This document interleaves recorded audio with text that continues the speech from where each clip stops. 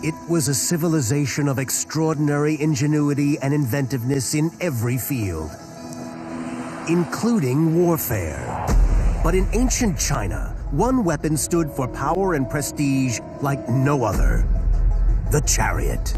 In order to be a superpower, you needed to be able to count your chariots in the tens of thousands. Now, a major new excavation is helping to unlock the secrets of this ancient war machine. We were excited beyond words. Clues hidden in the earth for nearly 3,000 years reveal the complexity of its construction. Blimey, that is a huge wheel. The changing tactics that helped it rule the battlefield. Got him.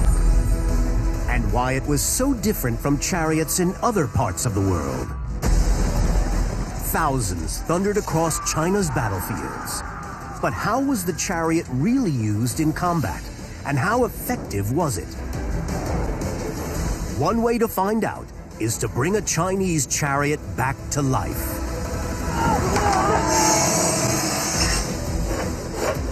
Now, expert craftsmen. It's not without its dangers, this game. Engineers. We've finally made a successful piece today. And military historians. Inhabiting that space tells you how it should be used. Combined to build and battle test a replica of a Chinese chariot. Perfect fit. They'll decode engineering riddles hidden in this ancient military machine. Investigate how it went from a high-status symbol to a weapon of all-out war. And discover its impact on China's history. Without a doubt, chariots played a crucial role in the unification of China.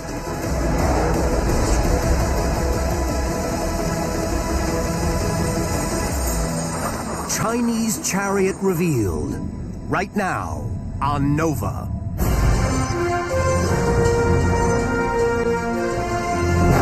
Major funding for Nova is provided by the following.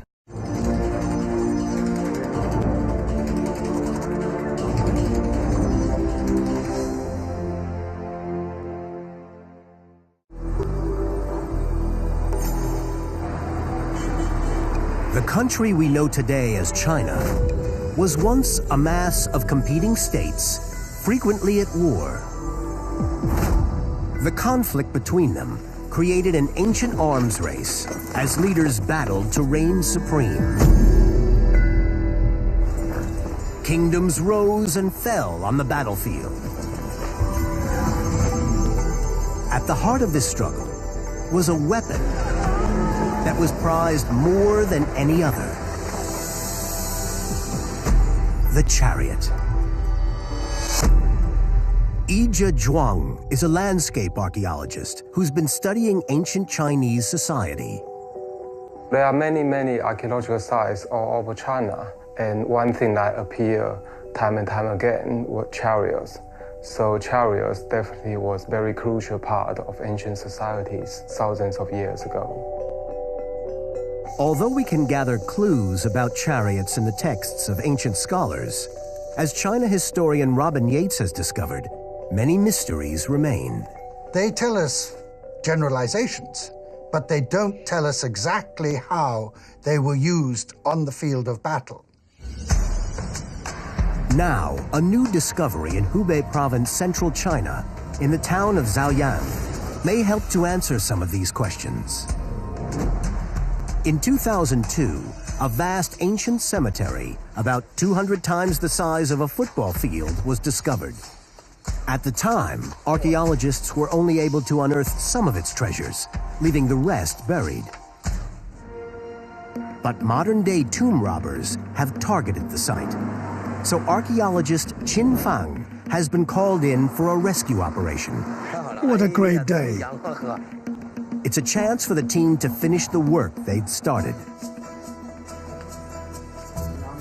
He and his colleagues have been slowly unearthing the rest of the cemetery's hidden treasures. They've discovered 29 tombs, but one in particular stands out. After archaeological surveying, we realized this was a large mausoleum. This tomb is larger than the others, but its original inhabitant is missing. The skeleton appears to have been stolen. Who was he? Qin Fang excavates the remaining objects in the tomb. I think it's possibly some kind of instrument, a musical instrument.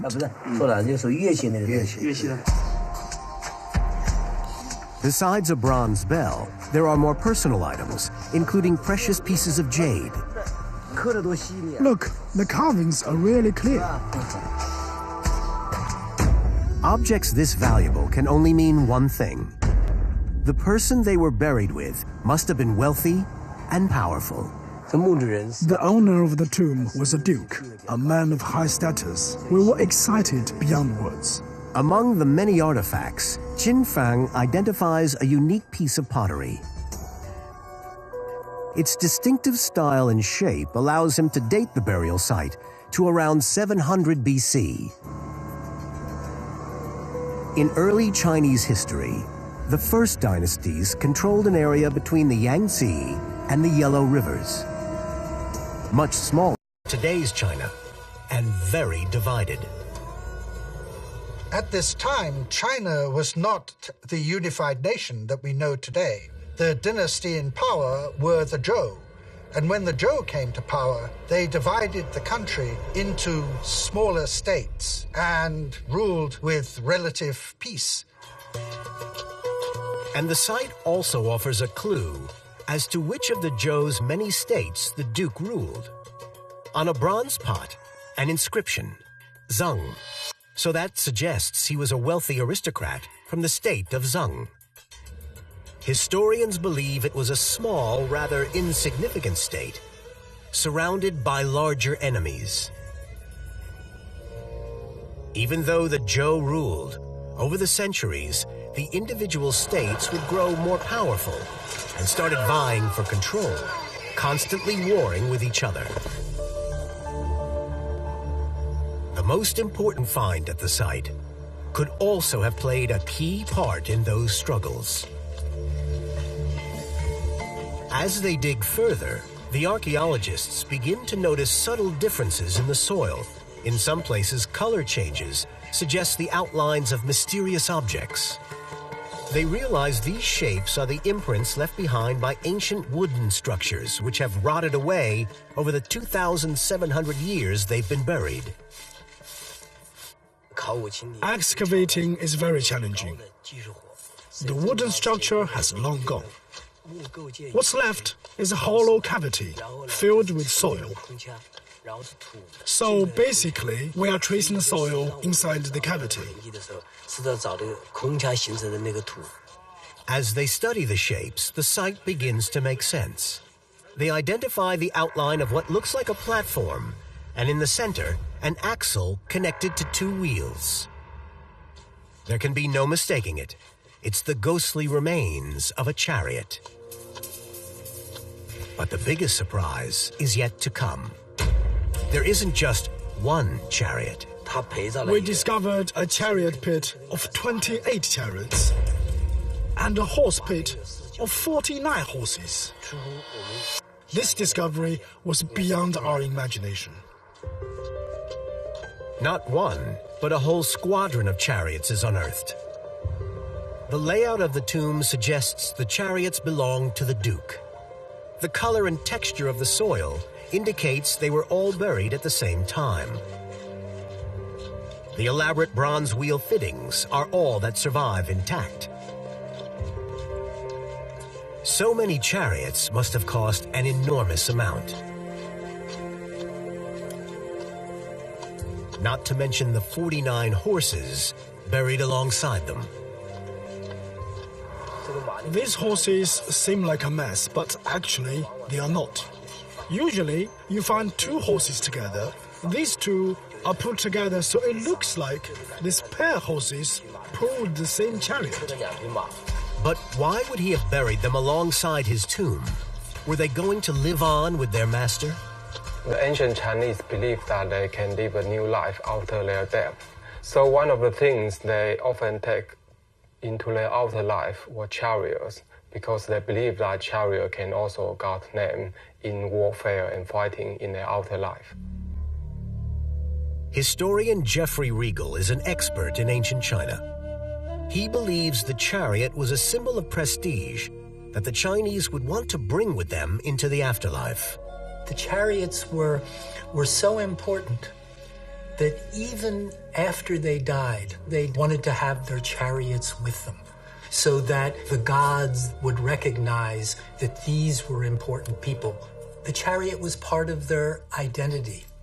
It represented their status. It was expressive of their power and their prestige.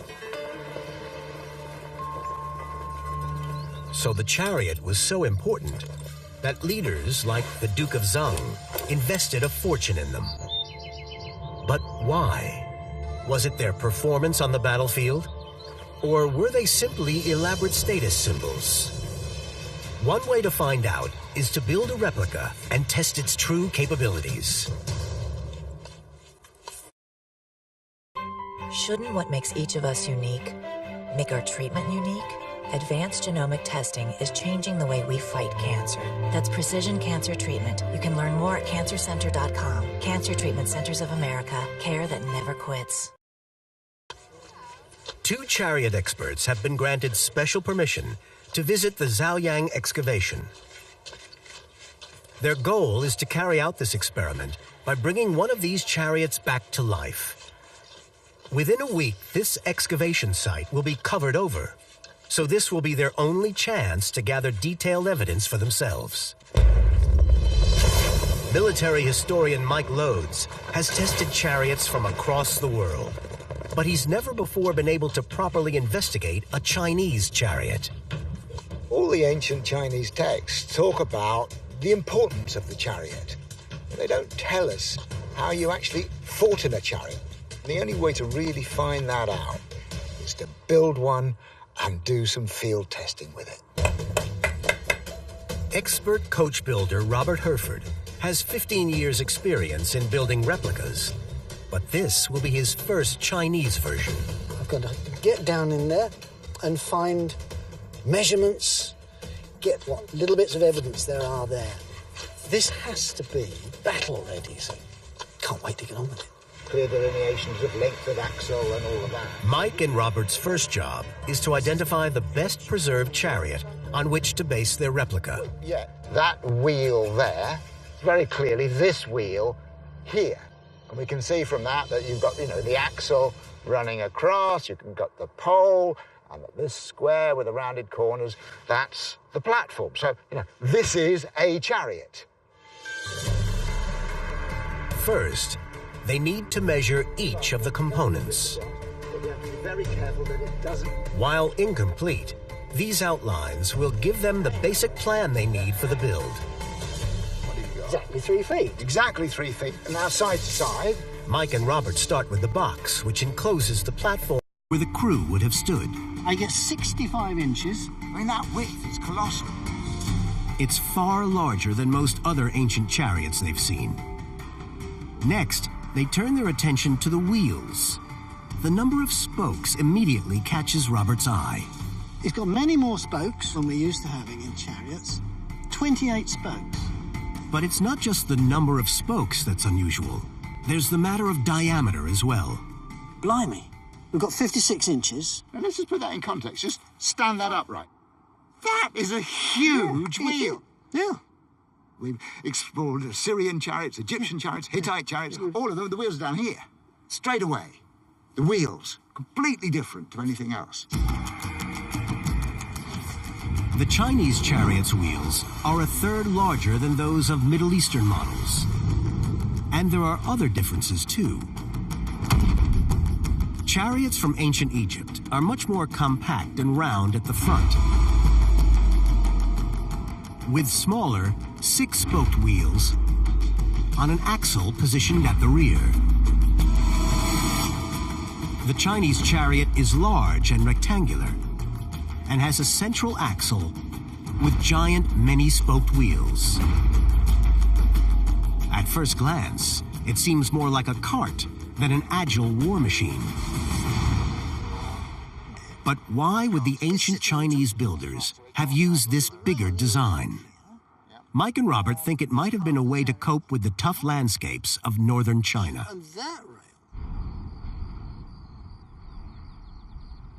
The rough, grassy terrain was more challenging for a wheeled vehicle than the flat, sandy deserts of the Middle East. On rough ground, small wheels fall further down between bumps, producing a jarring ride. While the larger Chinese wheels are able to resist the gaps, stabilizing the vehicle. And the bigger wheels have a second advantage. They act like a lever, meaning less energy is needed to pull the wheel over the bump, so it's easier for the horses. The type of chariot discovered at the site played an important role in the wars during the Zhou dynasty. With that in mind, Robert is eager to start building his own replica. In his workshop in England, his first step is to create the rim of the chariot wheel using the ancient technique of steam bending. It gives you a stronger result because the grain follows the shape that you want. The wood must be steamed to a critical temperature of 100 degrees centigrade or 212 degrees Fahrenheit. The fibres become plastic at that temperature, and so you can bend it. And when it's cooled down, it sets hard, so it retains the shape. Now, we've got to go quickly here. We don't want this to cool down. Once it's out of the steamer, they must bend the wood into shape within seconds, or it will split, and Robert will have to start again. We're putting big pressures on this. If it slips off, it'll fly back, and I mean, it could knock somebody's teeth out. It's not without its dangers, this game. Finally, danger averted.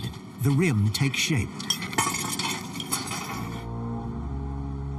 The chariots at the Zaoyang excavation date to a turning point in Chinese history, around 700 BC. When the Zhou dynasty had come to power in 1046 BC, they divided the land into regional states that remained under their control. But these states grew strong and rebelled. As the Zhou clung precariously to power, war spread throughout ancient China as rival states attempted to conquer each other. It's this time when chariots came into their own, and we see larger and larger numbers of chariots on the field of battle. The main text that tells us about how battles were fought is the Zuozhuan, and it describes the numbers of chariots that you find. For example, here is one where the army has 700 chariots, and they are essential for success. Here is another example where the general has gathered together 800 chariots, and this is why this time period is called the Golden Age of the chariot. But did chariots always play this leading role in ancient Chinese battles? How did they become such a prestigious and prominent weapon? Clues can be found by looking in the ancient city of Anyang, where the oldest chariots in China were discovered. They date back 500 years before the Zaoyang chariots. At that time, Anyang was the capital of the first recorded dynasty in Chinese history, the people known as the Shang, and they had a glittering Bronze Age culture. These Shang dynasty chariots in Anyang date back to 1200 BC. China historian Jonathan Clements and chariot expert Xiaoyun Wu have come to examine these early chariots, starting with the wheels. The Shang dynasty wheel that we can see here is very typical. We can count the spokes, and there are 18. Okay, so this is normal for the Shang dynasty.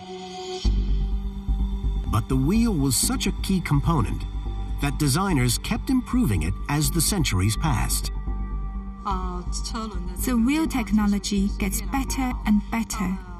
Once we move into the Zhou dynasty, the number of spokes increased from 18 to 28, 30 or more spokes.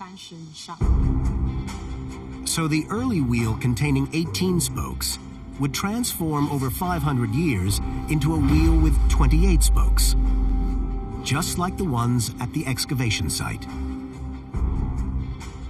But why would Chinese builders have added these extra spokes? This has a couple of benefits. The first is that the materials became lighter, which allowed the chariot to move faster. Also, more spokes increases the stability of the wheel. It's like a kind of built-in redundancy that if you have more spokes, if you lose one, then you still have a full complement of spokes that keeps you rolling.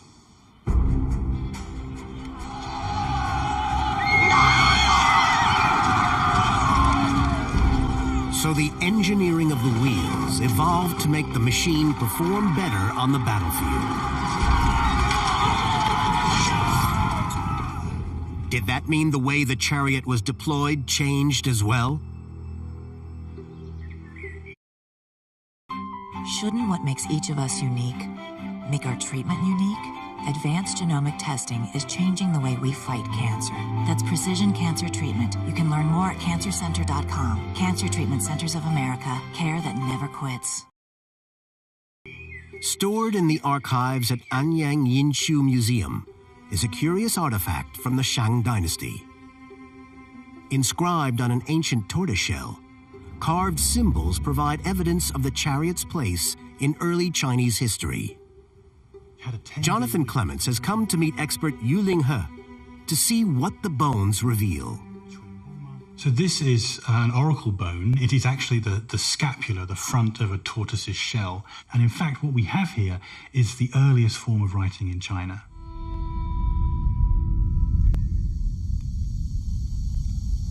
The Shang kings heated shells or bones until they cracked, and then interpreted these fracture lines to predict the future, which they carved on the shell as symbols. And one symbol in particular is very familiar. You can actually see the word for chariot. It's a picture of what it is. It's a horse drawing a wheeled vehicle.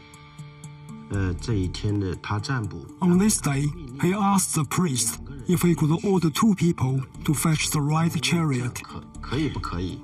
But there is something unusual about the way the chariot is depicted on the bones. The strange thing with a lot of the oracle bones is when the word chariot turns up, it's slightly different every time. It's like they're not sure how to spell it because it's like a new word they don't use very often. The chariot was a new invention, and the Shang didn't really know how to use it effectively. So we don't really know whether it was used on the field of battle or whether it was just a mobile command platform. It wasn't as dominant a machine as it later became. So at first, under the Shang, it seems the chariot played a minor role in combat. But over the centuries after their successors, the Zhou, came to power, the nature of warfare would change, and the chariot would become more important in battle. So the Zhou began to introduce technical innovations, which pose headaches for Robert. In particular, making a wheel with 28 spokes causes a major problem. The earliest Chinese chariots had only 18 spokes, which would have fit around the hub. The earlier chariots used round spokes. If you try to put 28 of these around this hub, you immediately find that there's no room for them. So there must have been some sort of development in the design. The chariots at the Zaoyang excavation site were little more than imprints in the dirt, so details of how the pieces were put together were not preserved. The answer may lie with an extraordinary discovery from 2004. A perfectly preserved Chinese chariot from close to the same time period found during the widening of a canal. The chariot was buried deeply and submerged in water, which created an environment without oxygen, meaning the wooden structure was fully preserved. Examining the intact wheel gives Robert the solution for adding more spokes. In this chariot, the spokes are flat rather than round, meaning more can be fitted into the wheel hub. And this chariot also reveals other secrets about how the ancient Chinese builders constructed the wheel. The wheel was largely in one piece when we unearthed it, but when it dried out, many of the wooden pieces fell apart. That's very handy, because I need to find out how all these joints fitted together. And if you've got pieces which have come apart, it's so much easier to see how they were put together in the first place. During the preservation process, detailed photos were taken of the entire chariot. They reveal that the wheels were constructed using a mortise and tenon joint, where a protrusion at the end of the spoke, called a tenon, fits into a slot in the wheel rim called a mortise. This ancient joinery technique is used across the world, but there's something very distinctive about the way the Chinese chariot builders made this joint. These are the original spokes from the chariot. These are the tenons which are going into the rim of the wheel. Two different lengths, I see. Yes, some of the tenons go all the way to the outer rim, and some only go halfway. Robert will need to work out the purpose of these two differently sized tenons.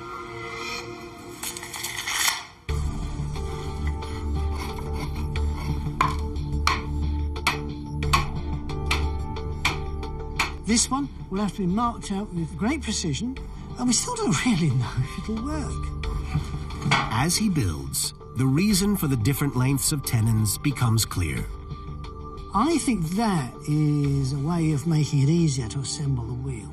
I've got to draw these spokes round to line up with the holes. You see how far out these are. At least I don't have to worry about these two with short tenons for the time being. It means that we're only wrestling half the number of spokes at any given time. If all the spokes had long tenons, it would be impossible to fit them into the rim.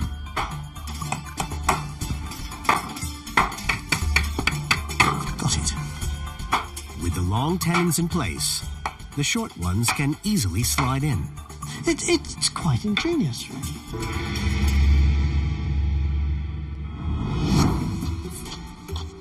With the wheel complete, Robert can now focus on other details. In the chariot pit at the Zhaoyang excavation, the wheels were accompanied by a series of bronze hub fittings.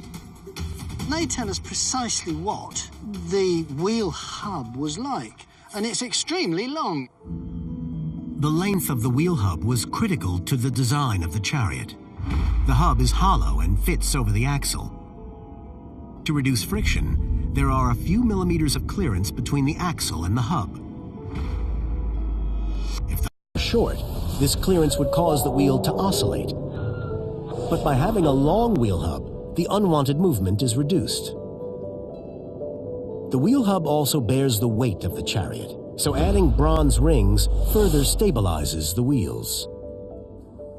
That's the one against the chariot body. Laying the bronzes out, a clue as to how they might have been produced is hidden in the smallest of the fittings.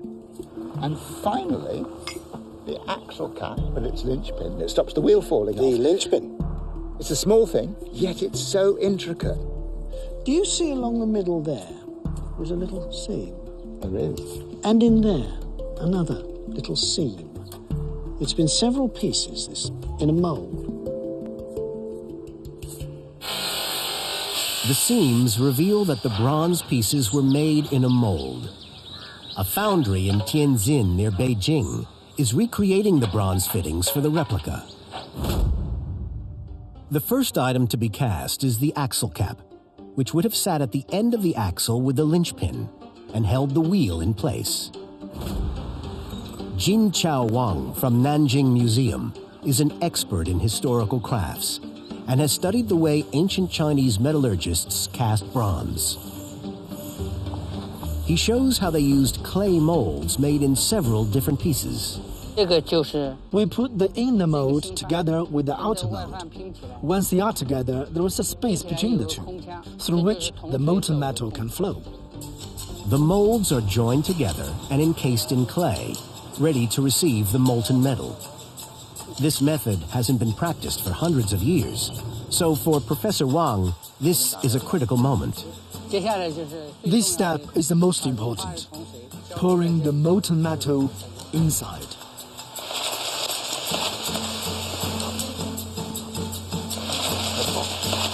It's immediately clear that there's a problem.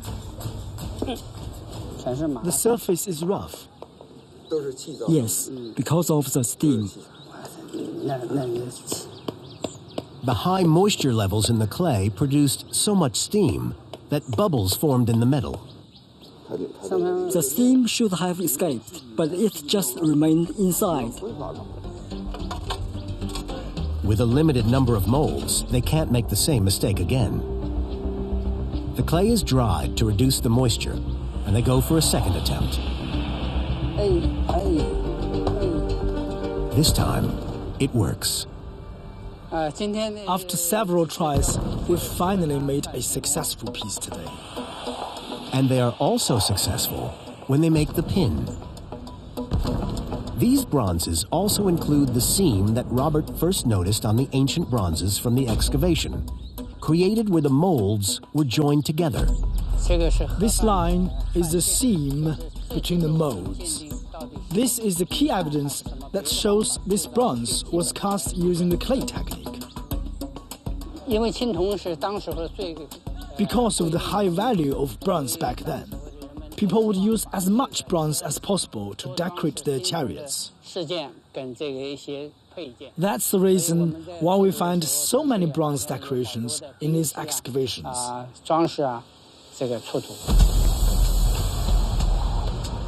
Now that the bronze pieces from the Zhaoyang site have been successfully recreated, Robert returns to the preserved wooden chariot for crucial details about the main frame of the box. It's fascinating. So we've got one piece of wood very tightly bent on this corner, and that's our framework. If the corners were built from two pieces of wood joined together, they would cause weakness to the structure. So the ancient Chinese builders used solid pieces of curved or bent wood at the corners to create the final shape. Steam bending couldn't achieve such a tight bend. Instead, Robert thinks the solution may lie in the natural landscape. This is a naturally bent branch. There's a lot of natural strength in that shape.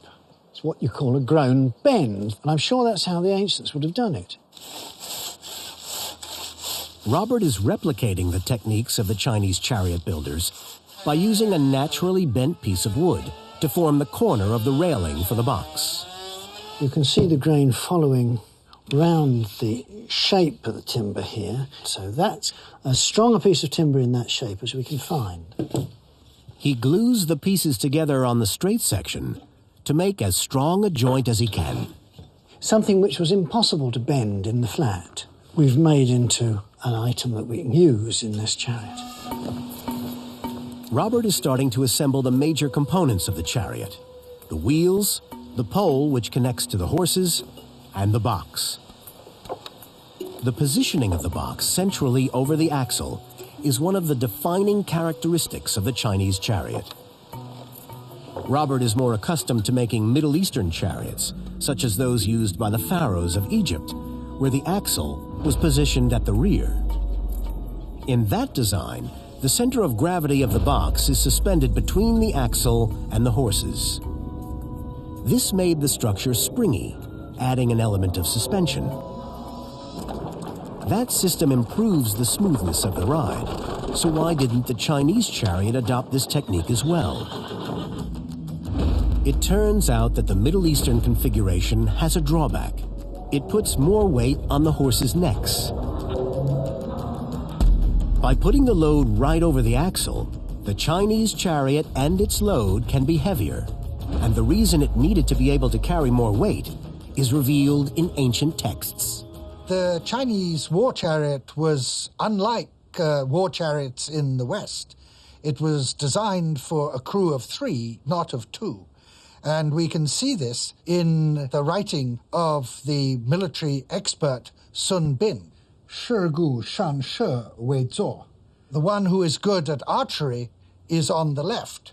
A good driver is the one in the middle. And one who has no particular ability is on the right. But just how effectively could they fight in such cramped quarters? And what was the role of the third person on the right of the driver and archer? It's one of the key questions that testing the replica chariot will help to settle. Robert is pushing to get the chariot finished so testing can begin. The base of the floor will be woven rattan, a lightweight and flexible traditional material. There's a fair bit of give in this, but I think that may give a nice little bit of bounce to the floor, so that the floor, in fact, is more comfortable to stand on.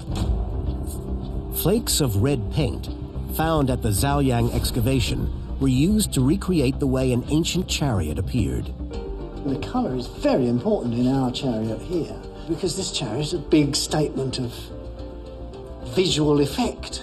So it's not just a decoration. And the polished bronze wheel fittings have arrived from China. Doesn't it just make a huge impact?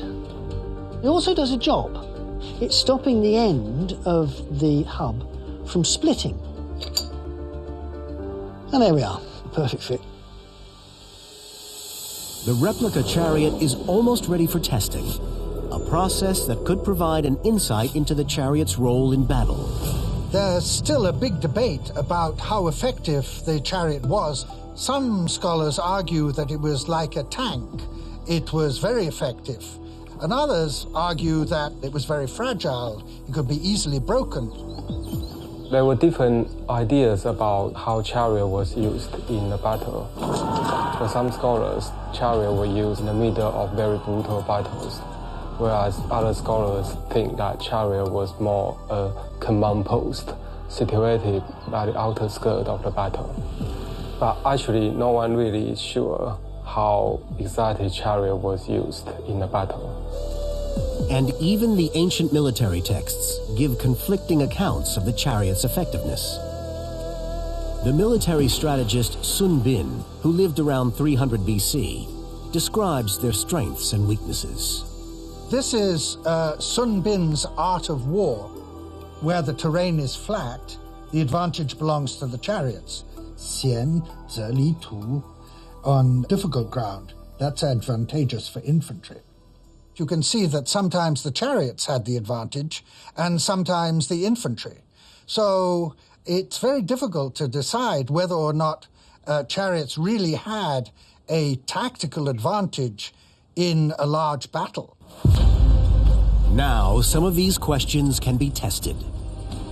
After more than 200 hours under construction, a Chinese chariot from 700 BC, their golden age, rolls into action. Using measurements taken from the ancient skeletons, the team has chosen a powerful pair of horses, similar in stature to the horses that would have pulled the original chariots. And the most important feature, its giant multi-spoked wheels, are ready for testing.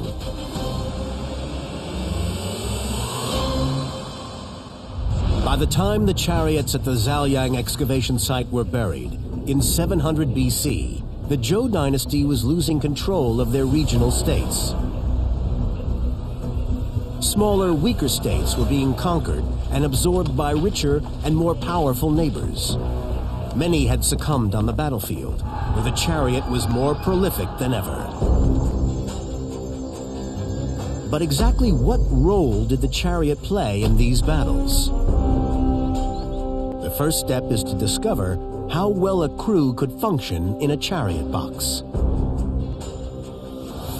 Mike's first test is to explore the role of the archer, positioned on the left of the box.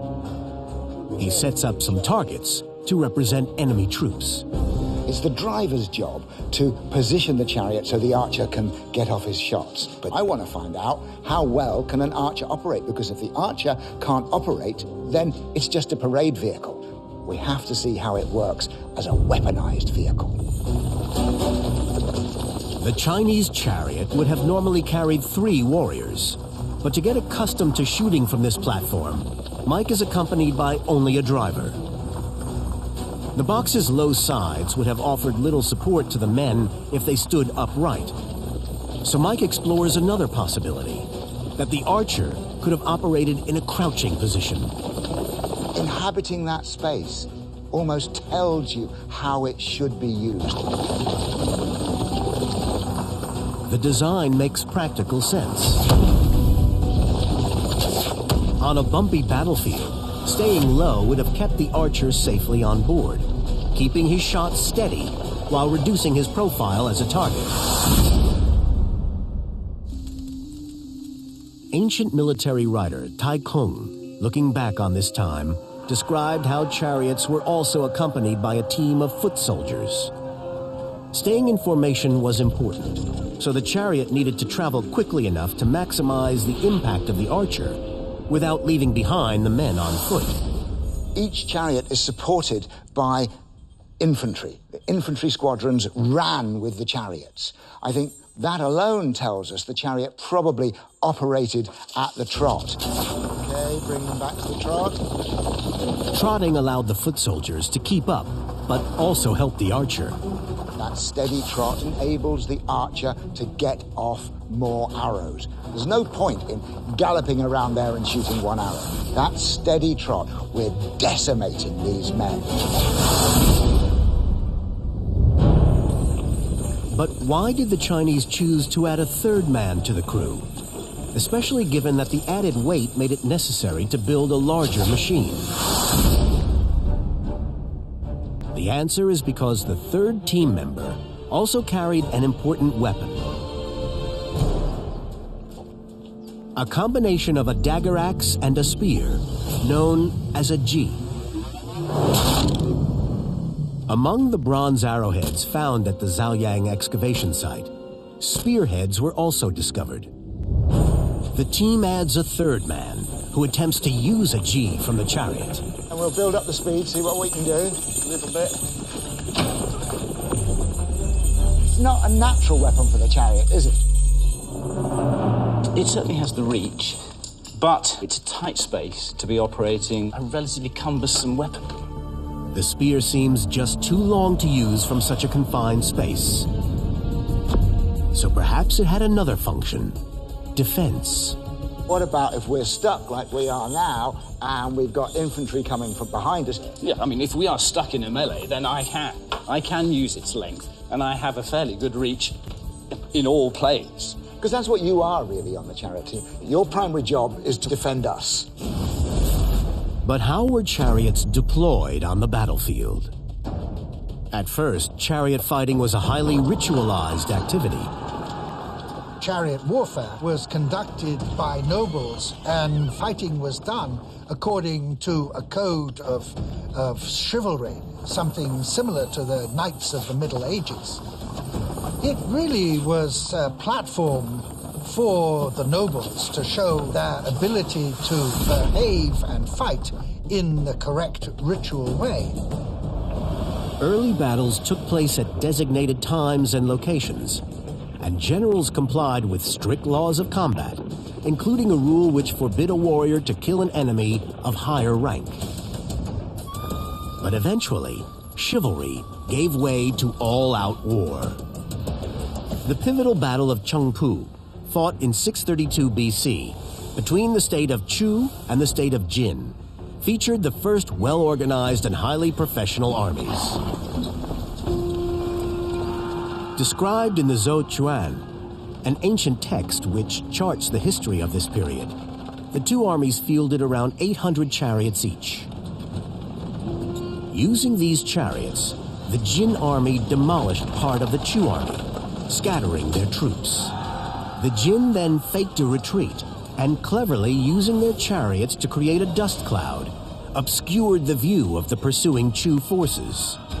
At that point, the Jin army, joined by their chariots, sealed their victory over the Chu. And although the numbers of chariots involved at Chengpu was relatively modest, this would not be the case for much longer. As fighting intensified, what mattered was victory at all costs. It didn't matter how you fought. What mattered was that you defeated the enemy. Just a century later, ancient texts reveal that the states of Jin and Chu each fielded at least 4,000 chariots, 5 times more than before. And that was just the beginning.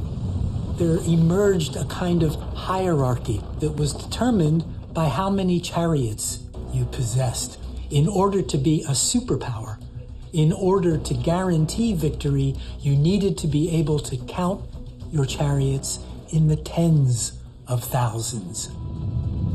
The growing size of the chariot forces made the choice of where to fight crucial. One of the most important things for the commanders who wanted to use chariot in their battle is to consider the condition of the terrains, which includes a wide range of different, sometimes difficult terrains. Yi Zhezhuang is visiting a landscape in modern Tianjin County in northern China.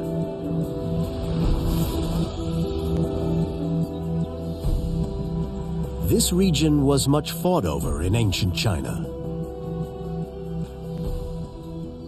So look at this very unique landscape. At the far end were the mountains linking the central plain with the Eurasian steppes, whereas in the middle are flat, very wide and open plains. This would have been perfect place for a chariot battle. Although this land is now covered in crops, hedges, and trees, the land underneath is flat and would have been similar to the test field in England. To assess how steady the ride would be, Mike tests the chariot under ideal conditions on the flat field. There's no doubt about it, it is a bone shaker. The wheels may be big, but they're still solid and they're on a solid axle, and so it's a very jarring ride. But the ponies are pulling this along at a fair lick and with tremendous manoeuvrability. This thing is spinning on its own axis. But the maneuverability of the chariot couldn't get it past every obstacle. Ancient writers specified the terrains chariots should not be used on, including ravines and ditches, high mounds, and sharp hills.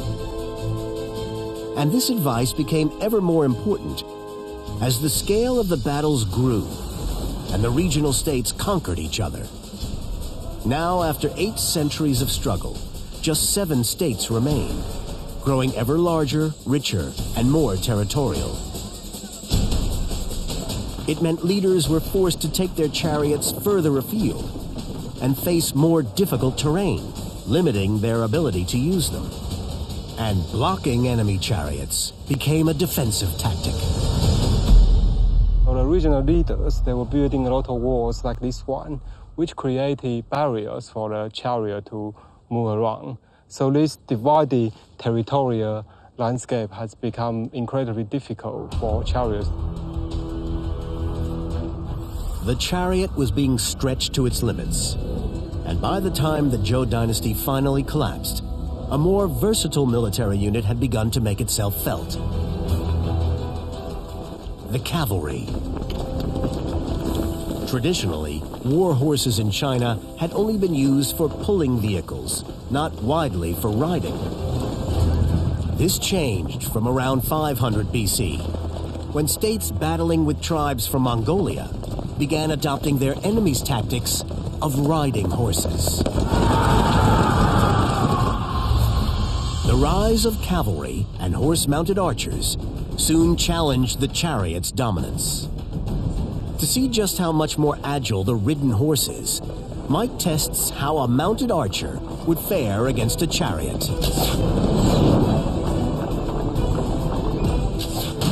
The chariot is capable of impressively swift, tight turns. But can it survive an assault by a well-trained horse and rider? Riding as a horse archer against the chariot, I felt I had the complete advantage. I was more nimble, more agile, I was faster. Once the horse archer is present, the chariot just cannot compete. More flexible over tough terrain, cheaper and easier to deploy in great numbers, the new cavalry forces would soon eclipse the chariot on the battlefield. Another factor was the sheer size of the contending armies. From around the 5th century BC, the land we know as China entered the Iron Age. Farmers now had iron tools, leading to a population explosion. Iron technology was abundantly used in agricultural production, and together with the construction of very large-scale irrigation projects, they can grow more food, and therefore they were able to support more population. A larger population meant more people could be drafted onto the battlefields. Being able to put a large army into the field, an army not simply of tens of thousands, but literally of hundreds of thousands, was crucial. And one state would become particularly famous for its massive armies, the state of Qin. It was Qin that would eventually defeat all other surviving states, finally unifying China under one emperor and one name. The Qin still used chariots, but they also mixed in cavalry with them, as well as infantry. So by the time of the Qin, the era of the chariot was over. Although the golden age of the chariot was past, its role in the centuries of battle, which saw the many states struggle for dominance, meant this machine had played its part in creating the nation of China. It's clear that the chariot played an important role in the warfare that led to the unification of China. Without the chariot, I think that China could not have been unified. The chariot was no longer dominant on the front line of battle, but it remained a powerful symbol.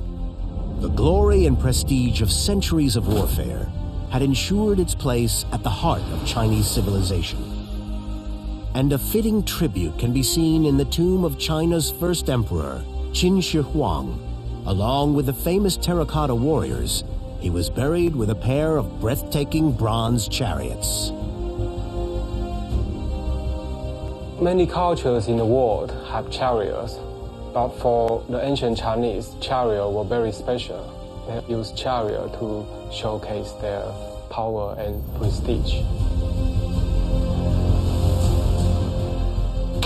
Through building and testing the chariot, the team has gained a telling insight into why it was so highly revered by the ancient Chinese. Can you imagine them in their hundreds, in their thousands? That noise, that clatter. It was the state-of-the-art technology of its day. Its day passed, but in its time, this was the best military vehicle possible.